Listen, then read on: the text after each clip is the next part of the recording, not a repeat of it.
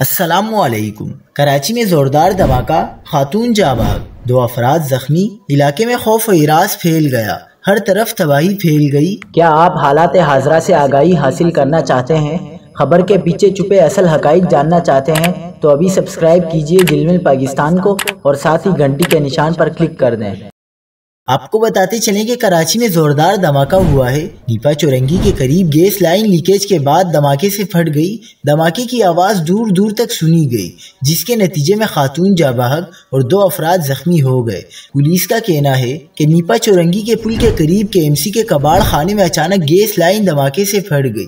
Rescue ذرائع کے مطابق گیس لائن پھٹنے سے 3 افراد زخمی ہوئے، جنہیں فوری اسپتال منتقل کیا گیا، جہاں دوران علاج زخمی خاتون دم توڑ گئی۔